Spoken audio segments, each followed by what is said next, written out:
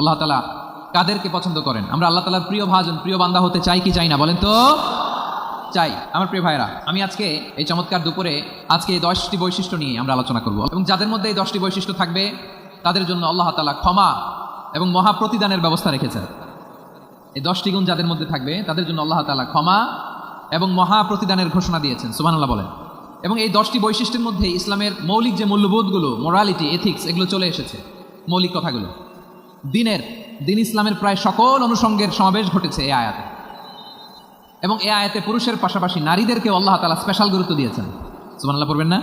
Gender equality in terms of getting rewards, প্রতিদান বা সওয়াব পাওয়ার দিক থেকে ইসলামে নারী পুরুষ সমান।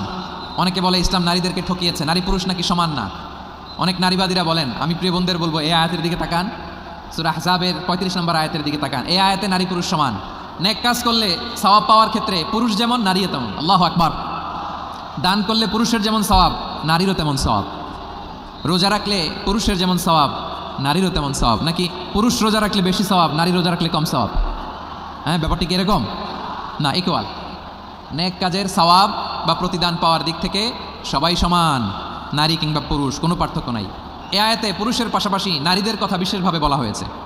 এই আয়াতটি নাজিলের একটা প্রেক্ষাপট আছে, শানে নুজুল আছে। আমাদের প্রিয় আম্মাজান উম্মে সালামা রাদিয়াল্লাহু তাআলা আনহা, উনি একবার আল্লাহ রাসূল সাল্লাল্লাহু আলাইহি ওয়াসাল্লামকে বললেন, ইয়া নবী আল্লাহ, মালি আসমাউর রিজালা ইউযকারুনা ফিল কুরআন ওয়ান নিসাউ লা ইউযকারনা। নবী হে, এমন কেন আমি কোরআনে দেখি যে প্রায় পুরুষদের কথা বলা হয় কিন্তু নারীদের নিয়ে কথা নাই। পুরুষবাচক শব্দ ব্যবহার করা হয়, নারীবাচক শব্দ ব্যবহার করা হয় না। এর কারণটা কি? ফাআনজালাল্লাহু তাআলা হাযিহিল আয়া।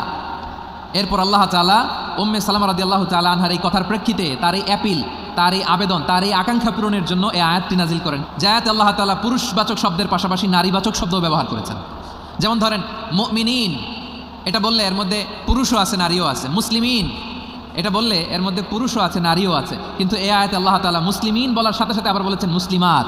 ইন্নাল মুসলিমিনা ওয়াল মুসলিমাতি ওয়াল মুমিনিনা ওয়াল মুমিনাতি ওয়াল কানিতিনা ওয়াল কানিতাতি। পুরুষবাচক শব্দের পাশাপাশি আবার এক্সট্রা নারীবাচক শব্দ ব্যবহার করেছেন। আলহামদুলিল্লাহ বলেন।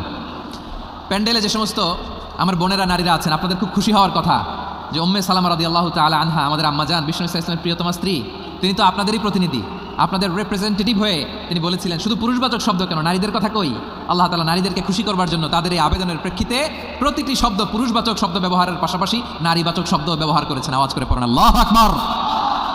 তার মানে নেক আমল করলে, ভালো কাজ করলে, সৎ কর্ম করলে সেটাতে নারী আর পুরুষ সমান। পুরুষ ইবাদত করলে যেই সওয়াব, নারীরা করলেও সেই সওয়াব। পড়েন সুবহানাল্লাহ।